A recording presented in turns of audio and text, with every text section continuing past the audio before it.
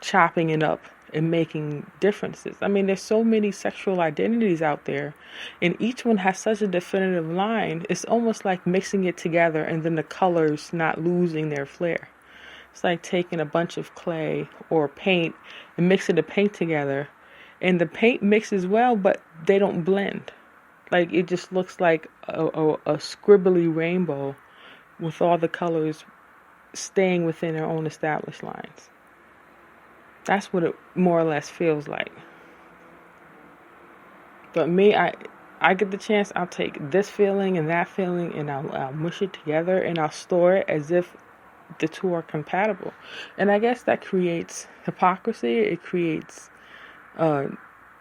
differences and dents that shouldn't be there. But when I'm pushing myself through, I tend to sort things out later. I tend to rush ahead and I say, okay, I'll sort that out when I get home. Or I'll make sure I touch that up when I get back. But I'm not going to stop what I'm doing to figure it out. Celibacy brings you to a place where the celibacy itself is your choice. It doesn't really matter the energy that challenges you. It's not even about the end of the day. It's like you've made a decision to not do it. So no matter what floods you up or what challenges you in your being, there's no argument saying, oh, I don't feel this way. The energy is there. Because in your starving your member and you training your member not to react, it's going to pull hungers from places you didn't even know existed in you. You didn't know you could feel this way about a woman or a man or a transsexual or transgender or a gay man, or you have no idea you could feel that way toward them. It's not a pursuit, it's a reaction of hunger. It's a reaction of give me, I want it. Oh my God, it's tempting. It has energy, I want it.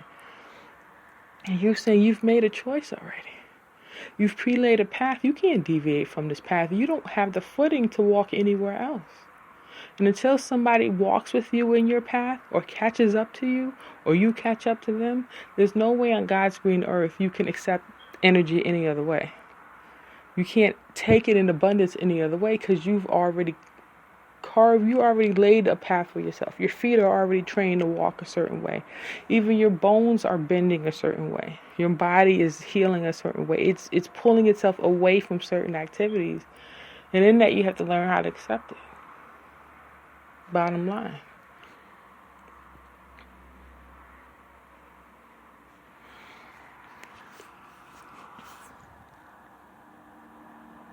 In all your inclusiveness, in pulling yourself in and getting all the knots out of your head and all the knots in your thinking, the things you tie off to look for another day, look for this.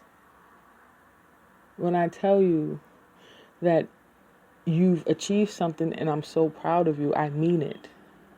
I'm not saying I'm proud of you because I don't have anyone else. I'm proud of you because not only do I know I have you, I know that I've earned you. I've earned everything we've been through. Every pain you felt, I've stepped with you.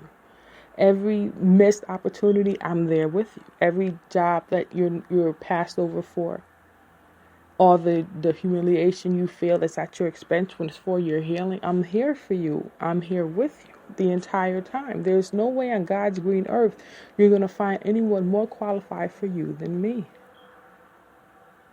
And I'm sitting here this very second disfiguring with you, losing that earth with you, losing that power to be socially fit. Every single second I'm here losing it with you. In that same second, we're gaining more of ourselves back in our celibacy and our meekness and are able to try to establish ourselves as a safer woman. I'm becoming a safer human being, someone who's not prone to destruction and ugliness and caprice at the whims of my sexual organs with my head chopped off. I've earned this power with you. Be with me in this. Celebrate our celibacy together. Let's be corny and love it outrightly. No one has to judge us. We can just be us. We can be hermits and be so proud of our hermitage. It's ridiculous. I love listening to your stories. Maybe not for podcasts, because when we get deep with our corny, we be at it for days. But for ourselves, just for me and you, for our energy. Remember how when we first came across this, we ran out and told the world about it, opened our brains to the thought? our brain to the thought, and what happened? We just got used and thrown away. We're going to pick ourselves out of that trash. And I'm still hugging you. I'm still holding on to you because I love you. And I've earned the right to say that I still do. And we're going to go back in time. And we're going to find that part of us that love to write, that love to create. And we're going to keep building from that place. But it's just for me and you. It's not for anybody else. In our safety, in this bondage, we're going to become that place we cry about in our screams. That Tweepy place, that moo, that place that real dreams are made of, that real magic place. We're going to have that. And it's going to be a secret for me and you, nobody else. And I love you because I've earned the right to say that. We finally graduated college. Do you understand? Even though that's typical for most people, that is the first for us, the women in our family. Now, I'm not talking about overall. I'm talking about just in our immediate line. Do you know you're the first and only one from your grandma and your mom's generation to graduate college?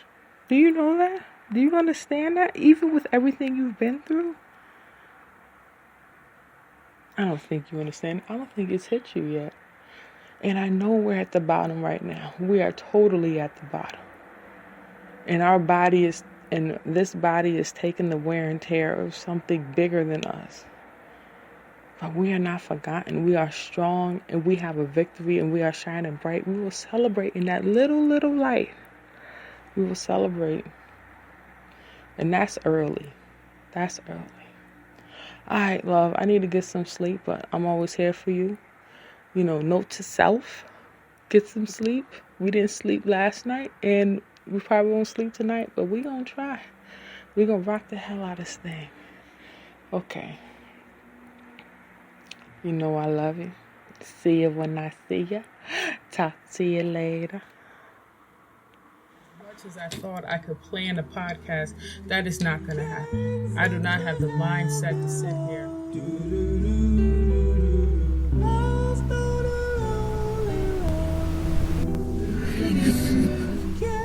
Chop up block how I'm going to tell you about weight loss and weight gain.